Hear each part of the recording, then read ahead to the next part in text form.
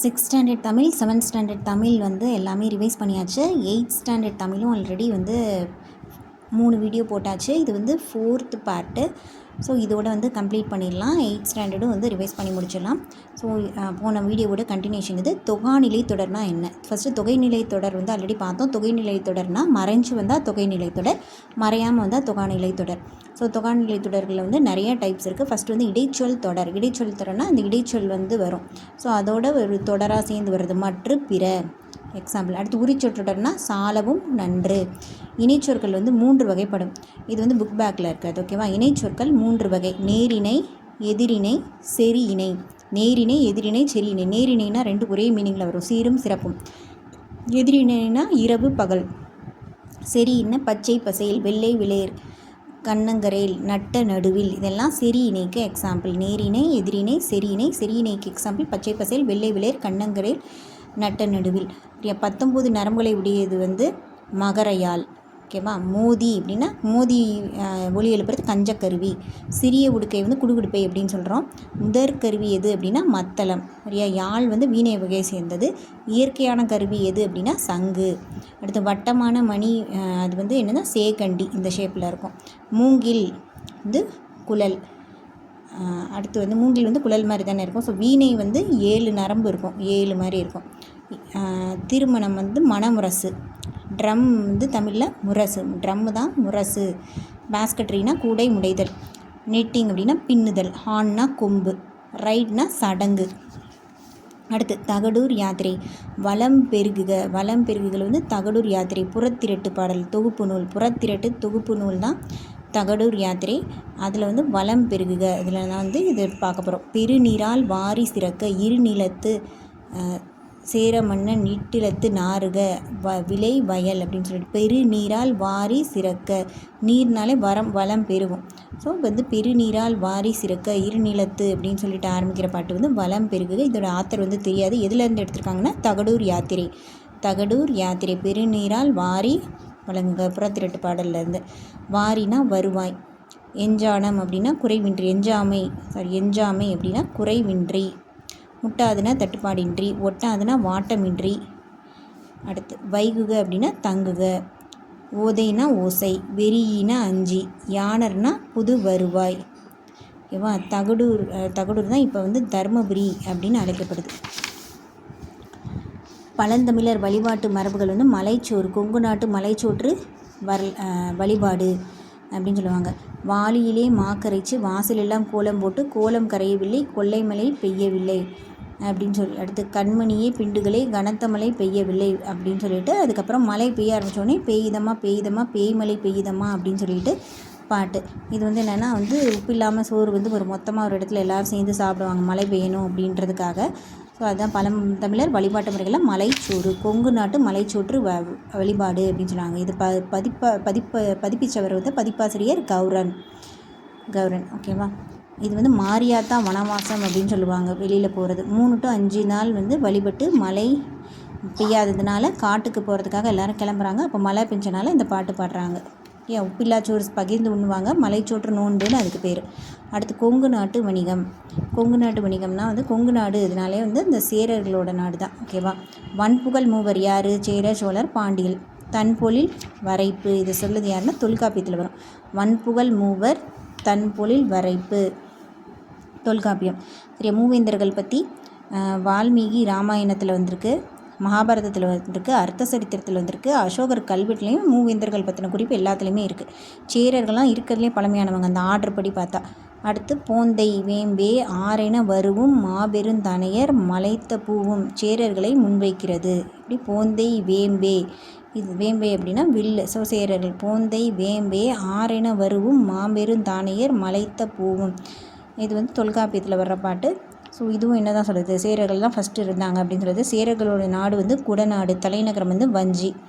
மேற்கு மலை தொடர்லேருந்து அரபிக்கடல் வரைக்கும் இருக்கிற இடம் வந்து கருவூர் அப்படின்னு சொல்கிறாங்க. ஸோ இவங்களோட துறைமுகங்கள் எது? தொண்டி, முசிறி, காந்தலூர். இதெல்லாம் துறைமுகப்பட்டினங்களாக அவங்களுக்கு வந்து இருந்திருக்கு. மேற்குலேருந்து அரபிக் வரைக்கும் இருந்திருக்கு. கருவூர் சொல்கிறாங்க. தொண்டி, முசிறி, காந்தலூர்லாம் துறைமுகப்பட்டினங்களாக இருந்திருக்கு. இவங்க வந்து வில்கொடி. இவங்க கொடி வந்து வில்கொடி. பூ வந்து பனம்பூ. சேர நாட்டை சேர்ந்தவங்க கேரளா. அடுத்து வந்து தமிழ்நாட்டோட சேலம், கோயம்புத்தூர். இப்போ அதுதான் வந்து கொங்கு நாடுன்னு அந்த டைமில் சொல்லியிருக்காங்க. கோவைன்னா அது கொங்கு நாடு தெரியும், சேலமும் வந்து சேர்ந்துருக்கு. சேலம் அண்ட் கோவை சேர்ந்தது தான் கொங்கு நாடு அப்படின்னு சொல்லியிருக்காங்க. கார்மேக கவிஞர் கொங்கு மண்டல சதகம் கார்மேக கவிஞர் எழுதிய கொங்கு மண்டல சதகம் அப்படின்ற நூலில் நார்த்தில் அதாவது வடக்கில் வந்து பெரும்பாலை, சவுத்தில் பழனி, இந்த பக்கம் வெள்ளி, இந்த பக்கம் வந்து மதிர்கரை, ரைட் சைடு வந்து மதிர்கரை. 4 எண்ணெய்களாக வந்து இந்த கொங்கு மண்டலத்துக்கு 4 எல்லைகளாக இருந்திருக்கு. மேலே பெரும்பாலை பெரும்பகுதி, ஸோ நார்த்தில் பெரும்பாலை, பழனி இல்லை, இந்த பக்கம் வெள்ளி, இந்த பக்கம் மதிர்கரை. 4 எல்லைகளாக கொங்கு மண்டலத்துக்கு இருந்திருக்கு. இங்கே என்னென்ன ஆறு இருக்குது? காவிரி, பவானி, நொய்யல், ஆண்பொருணை நதி, அமராவதி, இதெல்லாம் ஆறெல்லாம் ஓடி இருக்குது. அடுத்து செங்குட்டுவன், சேரன் செங்குட்டுவன் வந்து கடற்போர் வென்ற கடற்பிறக்கோட்டிய செங்குட்டுவன், கடல் பிறக்கோட்டிய செங்குட்டுவன்னு கடல்லேருந்து போர் புரிகிற இதில் வந்து வின் பண்ணியிருக்காரு. ஸோ கடல் பிறக்கோட்டிய செங்குட்டுவன் அப்படின்னு பேர் வைக்கிறேன். கடம்பர் வந்து கடற்கொள்ளையர் அவங்கள வந்து அடக்கினாராம். கடம்பர் கடற்கொள்ளையர்களை வந்து அடக்கியிருக்காரு. முசிறி தான் வந்து பெஸ்ட்டு துறைமுகம். 3 துறைமுகம் சொன்னோம்ல, அதில் வந்து முசிறி தான் வந்து இருக்கிறதுலே பெஸ்ட்டாக இருந்திருக்கு. அதில் என்னென்ன நடந்திருக்கு? முத்து, யானை தந்தம், பட்டு, மணி இதெல்லாம் ஏற்றுமதி ஆகிருக்கு. சாரீஸு, ட்ரெஸ்ஸு, பவளம், செம்பு, கோதுமை இதெல்லாம் இறக்குமதி ஆகிருக்கு. சரியா? முத்து, யானை தந்தம், பட்டு, மணி இது ஏற்றுமதியாகி சாரீ, ட்ரெஸ்ஸு, அப்புறம் பவளம், செம்பு, கோதுமை எல்லாம் இறக்குமதி அங்கே ஆகிட்டு இருந்திருக்கு. மீனோடு நெற்குவை மிசைமீன் பொற்பரிசும் களத்தூணில் வந்து இறங்குதம்மா. இது ஆல்ரெடி பார்த்துருக்கோம், புறநானூறு அப்படின்னு சொல்லிட்டு. நெல்லும் உப்பு, நெல் கொடுத்து உப்பு எடுக்கிறது நல்ல நெல்லும் உப்பும் மாறி மாறி வந்து இந்த ட்ரான்ஸ்ஃபர் பண்ணது, அதுவும் வந்துட்டு அகநானூரில் குறிப்பிட்டிருக்காங்க. கிழக்கு மேற்கு தொடர்ச்சி மலை 2 மீட் பண்ணுறது. கிழக்கு இந்த சைடு கிழக்கில் இருந்து மேற்கு தொடர்ச்சி மலை 2 மீட் பண்ணுறது வந்து நீலகிரி. ஓகேவா? அங்கே வந்து காஃபி, டீ, அப்புறம் பொட்டேட்டோ, கேரட்டு, கேபேஜு, யூக்கலிப்டஸ் இதுக்கு எல்லாமே அது வந்து ஃபேமஸ்ஸு. தேயிலை தொழிற்சாலைகளும் நிறையா இருக்குது. புகைப்படச்சொருள் ஃபேக்ட்ரி இருக்குது. துப்பாக்கி மருந்து தயாரிக்கிறது, தைல மரம், ஆயில் ஃபேக்ட்ரி எல்லாம் அங்கே இருக்குது. அடுத்து கோயம்புத்தூர்னு சொல்லுவாங்களா, அதை கோயம்புத்தூர். இங்கே என்னென்ன ஸ்பெஷல்? நெல், வாழை, கரும்பு, காய், பூ, பஞ்சாலை, நூற்பாலை, electric item, machines, products, home appliance product இதெல்லாம் உருவாக்குற ஃபேக்ட்ரிஸ்லாம் வந்து நம்ம கண்டிப்பாக நமக்கு தெரிஞ்சவங்களே கோயம்புத்தூரில் இருந்தாங்கன்னா அந்த மாதிரி ஃபேக்ட்ரிஸ் எதுலையாவது வந்து அவங்க வச்சுருப்பாங்க. ஹோம் அப்ளையன்சஸ், மிஷினுக்கு, எலக்ட்ரிக்கு, அது போக பஞ்சாலை, நூற்பாலை, அங்கே பெட்டு இதெல்லாம் வந்து அங்கேயே வாங்கிப்பாங்க. ஸோ அதுக்கு இது எல்லாமே வந்து கோயம்புத்தூர் ஃபேமஸ்ஸு. அடுத்து திண்டுக்கல் நெல், சோளம், திணை, அது போக வந்து பனானா பூட்டு போட்டு வச்சுருப்பாங்க. பனானாவாக ஒரு வீடு முழுக்க போட்டு, திண்டுக்கல்லாலேயும் பூட்டு தானே, ஸோ பனானாவாக வச்சு அரிசி, தோல், பூ இதெல்லாம் போட்டு பனானா வெஜிடபிள்ஸ்லாம் உள்ளே நிரப்பி வச்சு பூட்டு போட்டு வச்சுருவாங்க. அதே மாதிரி ஒரு பக்கம் வந்து இப்போ பனானா ஒரு டோரில் வந்து ஒரு ரூமில் வந்து ஃபுல்லாக பனானாவாக வச்சு பூட்டு போட்டுருவாங்க. இன்னொரு பக்கம் மலராக வச்சு பூவாக வாங்கி மூட்டை மூட்டையாக வச்சு அதை ஒரு பூட்டு போட்டு வச்சுருப்பாங்க. தமிழ்நாட்டின் ஹாலந்து மலர் நிறையா உற்பத்தினால மலர் உற்பத்தியின் முதலிடம். ஸோ தமிழ்நாட்டின் ஹாலந்துன்னு அழைக்கப்படுது. ரோடு ஃபுல்லாக மஞ்சள் தான் கொட்டிகிட்டு இருக்கோம். ஸோ மஞ்சள் இதான் மஞ்சள் உற்பத்தி. மஞ்சள் சந்தை இங்கே தான் நடக்கும். ஈரோடுனாலே மஞ்சள் சந்தை. இந்தியாவோட ரோடு பெருசாக இருக்கும். அதாவது என்ன அர்த்தம்? 2வது பிக்கெஸ்ட் ஏரியா வந்து தமிழ்நாட்டில் தான் ஈரோடு. சரியா? நெல், நிலக்கடலை, மஞ்சள், கரும்பு, பருத்தி, எள் மஞ்சள் சந்தை இங்கே தான் நடக்கும். துணி, ஆயில், சுகரு, சாயமேற்றுதல், ஈரோடு பனியன்னு சொல்லுவாங்கள்ல, ஸோ வந்து சாயமேற்றுறது, அச்சிடுறது, தோல் பதனிடுறது கண்டிப்பாக இங்கே தான் நடக்கும். திருப்பூரிலும் பனியன் தான். திருப்பூர் பனியன் சொல்லுவாங்க. திருப்பூர் பனியன் இதான் ரொம்ப மெயினாக திருப்பூருக்கு. ஸோ பின்னலாடை நகரம். நெல், கரும்பு, பருத்தி, வாழைலாம் அங்கே இருக்குது. இந்தியாவது முதல் ஆயத்த ஆடை நேதாஜி ஆயத்த ஆடை பூங்கா ஃபுல்லாக இது ட்ரெஸ்ஸுக்கு தான். அந்த பூங்கா வந்து இங்கே தான் இருந்திருக்கு. காங்கேயம் காளைக்கு கூட டிஷர்ட் போட்ட மாதிரி ஞாபகம் வச்சுக்கோங்க. திருப்பூர் பனியன் போட்ட மாதிரி காங்கேயம் காளைகளும் இங்கே தான் மெயின். ஓகேவா? அடுத்து நாமக்கல். சரியா? நாமக்கல் இது ஃபுல்லாக கல். ஸோ மலை, மேடு அப்படி தான் இருக்கும். கல் இல்லையா? ஸோ மலை, பச்சை மலை, கொல்லிமலை, சேர்வராயன் மலை, ஃபுல் அண்ட் ஃபுல் மலை. சரியா? இங்கே வந்து திராட்சை மலை மேலேனா என்ன இருக்கும்? திராட்சை, ஆரஞ்சு, காஃபி, பாக்கு, ஏலம். ஸோ இதெல்லாம் வந்து மலை இதில் வந்து இருக்கும். அடுத்து முட்டை கோழி வளர்ப்பு. கோழி முட்டையை கல்லால் அடிச்சிருவானுங்க அங்கே. ஸோ முட்டை கோழி வளர்ப்பு, எக்கு உற்பத்தியில் வந்து சவுத் இந்தியாவில் இது வந்து பெஸ்ட்டான இடம். சவுத் இந்தியாவில் ஃபர்ஸ்ட் இடம். ஓகேவா? கல் வச்சு முட்டையை உடச்சிருவாங்க. ஸோ முட்டை கோழி அந்த எக்கு உற்பத்தியில் இது முதலிடம். அடுத்து வந்து சிமெண்ட்டு. சரியா? சிமெண்ட்டு கல்லை வச்சு அடிப்பாங்க, அதுக்கப்புறம் பேப்பருக்குள்ளே கல்லை வச்சு அடிப்பாங்க. அப்புறம் வந்து இந்த மாதிரி ஹிண்ட்ஸ்லாம் ஒவ்வொன்றுக்கும் ஒவ்வொரு லைனுக்கும் நம்ம பார்த்து வச்சுக்கிட்டோம்னா எக்ஸாமில் வந்தால் டக்குன்னு அடிச்சுட்டு போயிடலாம். அதுக்காக தான். அடுத்து கைத்தறி உற்பத்தி. சரியா? கல்லை வச்சு தான் என்ன பண்ணுவாங்க, கைத்தறி அதை நெசவு பண்ணுவாங்கள்ல, கல்லை வச்சே வந்து அடுத்தடுத்ததை வந்து நூலை அப்படி சுற்றுவாங்க. அடுத்து வெண்கலத்தை கல்லால் ஈஸியாக அடிச்சிடலாம். அடுத்து சிற்றுந்து. சரக்குந்தில் என்ன இருக்கும், லாரியில் கல்லை தான் எடுத்துகிட்டு வர போகிறாங்க, சிற்றுந்துலையும் கல்லை தான் எழுதிட்டு வர போகிறாங்க. நாமக்கல், எல்லாமே நாமக்கல். அடுத்து சேலம். சேங்கன்னா மாங்கனி நகரம், மல்கோவா மாம்பழம், சேலத்து மாம்பழம். ஸோ மாங்கனி நகரம். மாங்கனி நகரம். அது போக சேலத்தில் யாராவது இருந்தாங்கன்னா அந்த ஜவ்வரிசிலாம் வாங்கிட்டு வருவாங்க. அரிசிக்கு பதிலாக ஜவ்வரிசி மூட்டை எடுத்துகிட்டு வருவாங்க. ஜவ்வரிசி. அங்கே நிறைய டெய்லரிங் அதெல்லாம் பண்ணுவாங்க. ஸோ கைத்தறி, நெசவு, ரசாயனம், அலுமினியம் பாத்திரம், ஜவ்வரிசி, அதுக்கப்புறம் வந்து சந்தனம், வனஸ்பதி, இதெல்லாம் வந்து வாங்கிட்டு வருவாங்க. அப்புறம் முலாம் பூசுறது. அடுத்து வந்து ஏழைகளின் ஊட்டி. சேலத்தில் தான் ஏற்காடு இருக்குது. ஸோ ஏழைகளின் ஊட்டி வந்து ஏற்காடு, அது சேலத்தில் தான் இருக்குது. அடுத்து கரூர்னால் வஞ்சி மாநகரம். இப்போ தான் பார்த்தோம், வஞ்சி தான் அவங்களுக்கு முக்கியமானதுன்னு சொல்லிட்டு. தாளமி. கரூர் தமிழ்நாட்டு உள்நாட்டு வணிக மையம் அப்படின்னு சொல்கிறாரு. கரூர் தான். தாளமி என்ன சொல்கிறாருன்னா, தாளம் போட்டுக்கிட்டே சொல்கிறாரு, கரூர் தான் தமிழ்நாட்டின் உள்நாட்டு வணிக மையம். வணிகம்னாலே கரூர் தான் அப்படின்றாரு. இங்கே கல்குவாரி இருக்குது, கைத்தறி, தோல் பதனிடும் சாயம், கற்சிற்பம், பேருந்து கட்டுமான தொழிலின் சிகரம், எல்லாமே இதுதான். கரூர்னால் அப்படி ஒரு பிளாக்காக ஒரு டார்க்காக ஒரு இடத்த ஞாபகம் வச்சுக்கோங்க. அங்கே போனால் ஒரு பக்கம் கல்குவாரி இருக்குது, அதுக்கப்புறம் கைத்தறி, தோல் பதனிடும் சாயம் வந்து கற்சிற்பங்கள்லாம், கல் சிற்பங்கள்லாம் அப்படி கருப்பாக தானே இருக்கும், அது ஒரு பக்கம் இருக்குது. அப்புறம் பேருந்து கட்டுமான அந்த டார்க்காக ஒரு பேருந்தும் ஞாபகம் வச்சுக்கோங்க. எல்லாமே கரூர் ஞாபகம் வச்சுக்கோங்க. அடுத்து தூத்துக்குடி வந்து முத்து நகரம். தூத்துக்குடி கடல் இருக்கிறனால முத்து வரும். ஸோ முத்து நகரம். சிவகாசி வந்து குட்டி ஜப்பான். திருவண்ணாமலை வந்து தீபநகரம். விலையை கணக்கிட அடிப்படை வந்து நெல் யூஸ் பண்ணியிருக்காங்க. சுங்குடிச்சேலை வந்து சின்னாலம்பட்டி சுங்குடிச்சேலை அப்படி சொல்லுவாங்கள்ல, அது. அடுத்து காலம் உடன் வரும். கன்னிவாடி ஸ்ரீரங்கராயன் சிவகுமார் எழுதினது. இந்த ஸ்டோரி வந்து ரொம்ப சோகமான ஸ்டோரியாக இருக்கும். ஆக்சுவலி வந்து அடுத்த நாள் வந்து நிறைய டிஸ்ட்ரிபியூட் பண்ணணும், நிறையா நெஞ்சு முடித்த சாரீலாம் டிஸ்ட்ரிபியூட் பண்ணணும். அதுக்கு ஆள் இருக்காது. ஒரு குழந்தையோட ஒரு அம்மாவை கூட்டிகிட்டு வந்து நைட்டோட நேட்டாக வந்து நெஞ்சு கொடுப்பாங்க. ஸோ அவங்களோட கஷ்டப்படுற வாழ்க்கையை பற்றின கதை. காலம் உடன் வரும். கன்னிவாடி ஸ்ரீரங்கராயன் சிவகுமார். ஓகேவா? உசிலம்பட்டிக்கு பக்கத்தில் கிருஷ்ணாபுரம்ன்ற ஊர் வந்து சீமை கருவேல முற்கள் நிறையா இருக்க ஊராம். ஸோ திருப்பூரில் இருக்க கன்னிவாடி. திருப்பூர் பின்னால் அடை நகரம் பனியன் தானே. திருப்பூர் கன்னிவாடியில் வந்து 150க்கும் மேற்பட்ட சிறுகதைகள், சிறந்த சிறுகதைக்கான இலக்கிய சிந்தனை விருது வந்து இவருக்கு கிடச்சிருக்கு. ஓகேவா? ஏன்னா அவர் கன்னிவாடியை சேர்ந்தவர். திருப்பூர்னாலே பனியன். ஸோ அதனால தான் நெசவை பற்றின கதை ஒன்று எழுதியிருக்காரு. கன்னிவாடியில் இருந்திருக்காரு. சிறுகதைக்காக அவருக்கு வந்து இலக்கிய சிந்தனை விருது வந்து இவருக்கு கிடச்சிருக்கு. சிவகுமாரன் கூட ஞாபகம் வச்சுக்கலாம். சிந்தனை விருது கிடச்சிருக்கு. ஸோ இவர் திரும்ப வேறு என்ன எழுதியிருக்காரு, கன்னிவாடி அவர் ஊருன்றனால அந்த பேரில் எழுதியிருக்காரு. குணச்சித்திரம். சிவகுமார் குணச்சித்திர வேடம்லாம் நிறைய நடிப்பார். ஸோ குணச்சித்திரங்கள். அடுத்து உப்புக்கடலை குடிக்கும் பூனை. சரியா? பூனை அவங்க வீட்டில் வளர்ப்பாங்க. உப்புக்கடலை குடிக்கிற பூனையை வந்து வளர்ப்பாங்க. அடுத்து புணர்ச்சி வந்து நிலைமொழிக்கு எண்டில் வருமொழி முதல்ல வர்றது தான் புணர்ச்சி. 4 டைப் ஆஃப் புணர்ச்சி. உயிரீற்று புணர்ச்சி, மெய்யீற்று புணர்ச்சி, உயிர் முதல் புணர்ச்சி, மெய் முதல் புணர்ச்சி, இயல்பு புணர்ச்சி, விகார புணர்ச்சி. இயல்பு புணர்ச்சி இயல்பாக புணர்ந்தது. விகார புணர்ச்சினா தோன்றல், தெரிதல், கெடுதல். ஓகேவா? கல்லில் நார் உரித்தல் அப்படின்றது இயலாத செயல். கம்பி நீட்டுதல்ன்றது விரைந்து வெளியேறுதல். கல்லில் நார் உரித்தல் அப்படின்னா இது கல்லில் போய் நாரை உரிக்கிறாம்பர் அப்படின்ற மாதிரி சொல்லுவாங்கள்ல. ஸோ வந்து இயலாத செயல். கம்பி நீட்டுதல்னால் ஈஸியாக தப்பிச்சிருது, விரைந்து வெளியேறுதல். அடுத்து கண்ணை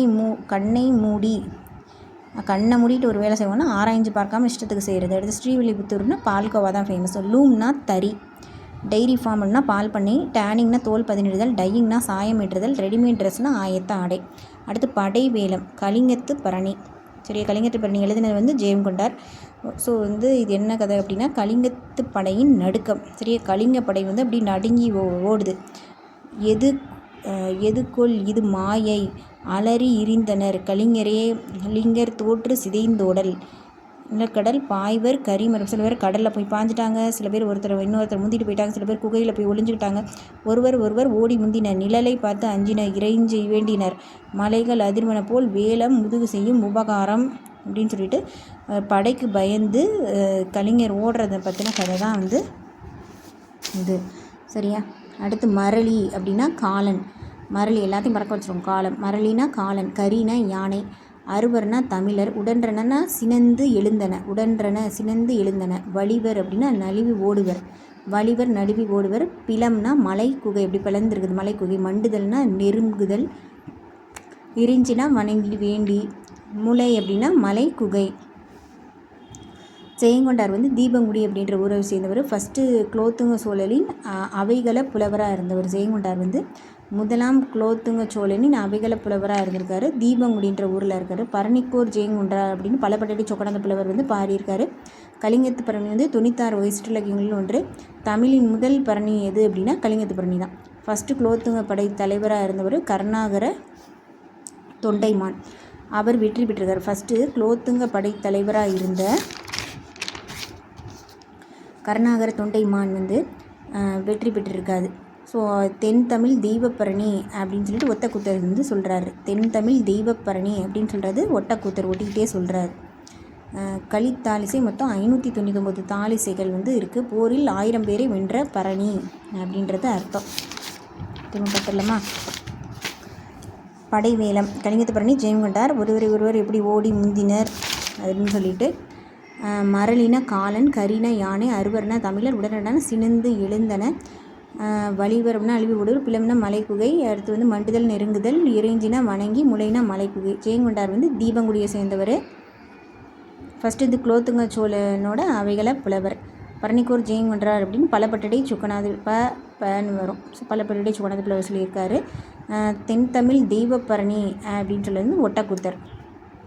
கலிங்கத்து பகுதி 96 வகை சிற்றிலக்கியங்களில் ஒன்று. தமிழின் முதல் பரணி. ஃபஸ்ட்டு குலோத்துங்க சோழனின் படை தலைவர் யார் அப்படின்னா கருணாகர தொண்டைமான். ஸோ வந்து ஜெயங்கொண்டார் வந்து ஃபஸ்ட்டு குலோத்துங்க சோழன் அவைகள புலவராக இருந்திருக்கார். ஸோ என்ன பண்ணுறாரு, அவரோட தளபதி இருக்கார் இல்லையா, அவர் கருணாகர தொண்டைமான் எப்படி போய் வின் பண்ணார் அப்படின்றத அவர் ஜெயங்கொண்டானுக்கு அவர் வந்து கதையாக எழுதிட்டார். அவ்வளோதான். கலித்தாலிசை 599 தாலிசைகள். ரவுண்டாலாம் ஒன்று மட்டும் குறைய வச்சுருக்கோம். போரில் 1000 பேரை வென்ற பரணி அப்படின்றது அர்த்தம். அடுத்து விடுதலை திருநாள் அப்படின்னா கோடையும் வசந்தமும் அப்படின்ற நூலில் இருந்து விடுதலை திருநாள். 300 ஆண்டுகளாய் நம்ம ஆட்சி செய்து முற்றுகையிட்ட அந்த நாள் வந்து விட்டது, விடுதலை நாள் வந்து விட்டது அப்படின்னு சொல்லிட்டு பகத்சிங் பண்ண தியாகத்துக்கு இது வந்துருச்சு அப்படின்னு சொல்லிட்டு ஒரு பாட்டு. 300 ஆண்டுகளாய் நாம் காத்திருந்த சுதந்திரம் நமக்கு முற்றுகையிட்ட எல்லாமே நமக்கு வந்து கிடைத்த அந்த நாள் இது அப்படின்னு சொல்லிட்டு எழுதினது யாருன்னா மீ ராசேந்திரன். ஓகேவா? சபதம் அப்படின்னா சூளுரை. மோகித்துனா விரும்பி. ஸோ மீரா வேறு என்ன எழுதியிருக்காங்க அப்படின்னா அன்னம் விடு தூது. இவங்க ஒரு காலேஜ் ப்ரொஃபஸராக இருந்திருக்காங்க. இவங்க எழுதினது வேறு எது எழுதியிருக்காங்கன்னா அன்னம் விடு தூது. அப்புறம் வந்து ஊசிகள். சரியா? மீரான்றவங்க வந்து ரொம்ப கஷ்டப்பட்டுருக்காங்களே, இப்படி ஊசியாக குத்தும் வாழ்க்கை. சரியா? அதே மாதிரி குக்கு அப்படின்னு சொல்லிட்டு ஒரு படத்தில் கூட நடிச்சிருப்பாங்க மீரா. ஸோ வந்து ஊசியாக குத்துது அவங்க வாழ்க்கை, குக்குன்னு ஒரு இதில் நடிச்சிருக்காங்க. ஸோ அதில் வந்து 3 பேர் 6 பேர் நடித்ததில் சேர்ந்து ஒரு ஆளாக தான் நடிச்சிருக்காங்க. வா இந்த பக்கம் அப்படின்னு சொல்லிட்டு அவங்கள தூக்கி விடுறதுக்கு யாருமே இல்லை. வா இந்த பக்கம், போ அந்த பக்கம் தான் சொல்கிறாங்க. வா இந்த பக்கம் அப்படின்னு அவங்கள கூப்பிட்ட யாருமே இல்லை. 3 6 சேர்ந்து குக்கு, ஊசிகள், அன்னம் விடு தூது எல்லாம் மீரா. அடுத்து பாரத ரத்னா வந்து எம்ஜிஆர். ஸோ சத்துணவு திட்டம் கொண்டு வந்து இவர். மதிய உணவு திட்டம் காமராஜர், சத்துணவு திட்டம் எம்ஜிஆர். இந்திய அரசு வந்து பாரத், அதனால தான் பாரத ரத்னா பேரே பாரத ரத்னா. ஸோ பாரத்ன்ற விருது வந்து இவங்களுக்கு கொடுத்துருக்காங்க. பேரண்ட்ஸ் வந்து கேரளாவிலேருந்து ஸ்ரீலங்கா கம்மமாக்குறாங்க கண்டின்ற இடத்துக்கு. 1917 ஜனவரி 17 வந்து பிறக்கிறாரு. 1917 ஜனவரி 17 பிறக்கிறாரு. கோபாலன் சத்யபாமா இவங்களுக்கு 5வது சன்னாக பிறக்கிறாரு. தமிழ்நாட்டில் கும்பகோணத்தில் பிறக்கிறாரு.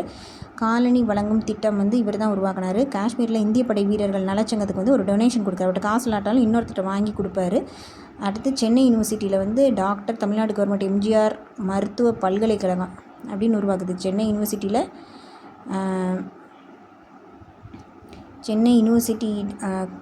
தமிழ்நாடு கவர்மெண்ட் எம்ஜிஆர் மருத்துவ பல்கலைக்கழகம் அப்படின்னு சொல்லிட்டு மாற்றுது.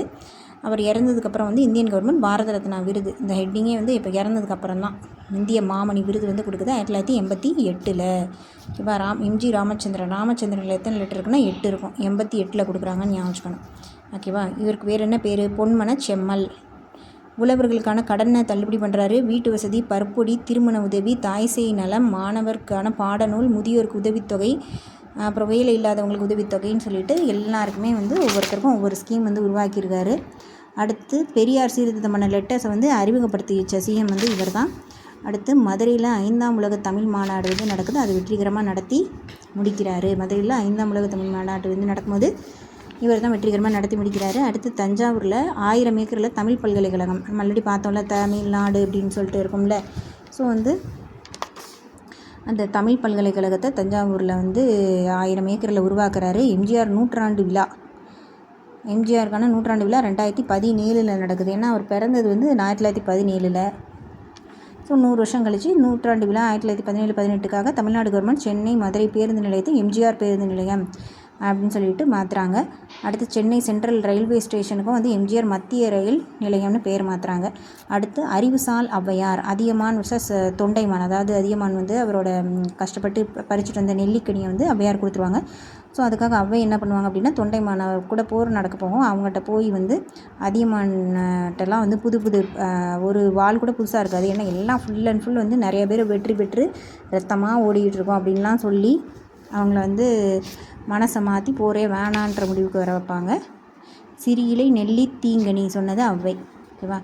இவ்வே பீலி அணிந்து மாலை சூட்டி கண் திரளும் பகைவர் குத்தி சிதைந்து வேல் எல்லாம் ரத்தத்தோடு இருக்கும்னு சொன்னது ஔவையார். சரியா. அடுத்து வல்லினம் மிகும் இடங்கள் மிகா இடங்கள். வல்லினம் மிகும் இடங்கள் சுட்டு திரிபு. வல்லினம் மிகும் இடங்கள் எது? சுட்டு திரிபு. சுட்டுனாலே அந்த சுட்டுறது அந்த பக்கம் இந்த பக்கம் அப்படின்னு சுட்டி காமிக்கிறது. ஸோ அந்த பக்கம். அடுத்து வினா திரிபுனா எந்த திசை. வேற்றுமை உருவுக்கு அப்புறம் ஸோ தலையை காட்டு. சரியா. அடுத்து 4ஆம் வேற்றுமை எனக்குக்கு அப்புறம் எனக்கு தெரியும். இது வந்து 2ஆம் வேற்றுமை 4ஆம் வேற்றுமை. 2ஆம் வேற்றுமைக்கு அப்புறமும் வருது, 4ஆம் வேற்றுமைக்கு அப்புறமும் வருது, திரிபுக்கு அடுத்துலாம் வருது. அடுத்து இகரமில் முடியும்ல, எழுதி பார்த்தேன், இகரமுக்கு அடுத்து வருது, உகரமுக்கு அடுத்து வருது, ஈறுகிட்ட எதிர்மறை பேர் வச்சதுக்கப்புறம் வரும் செல்லா காசு அப்படின்னு சொல்லிட்டு. அது ஊமை தொகைக்கு அப்புறம் வருது மலர் பாதம், மலர் போன்ற பாதம் போன்றதான் இல்லை. சரி, நடுவில் ஒரு ஏதாவது வரட்டும் அப்படின்னு ஊமை தொகையில் வந்து ஹெல்ப் பண்ண வருது. அடுத்து உருவகம் தமிழ் தாய், தமிழும் அதாவது எப்படி வரும்னா வந்து ஊமை தொகைனா வந்து மலர் போன்ற பாதம், உருவம்னா அப்படி உருவப்படுத்திடுறது, அதாவது ரெண்டும் டிஃப்ரெண்ட்டே இல்லை ஒன்றே அப்படின்ற மாதிரி தமிழ் தாய்.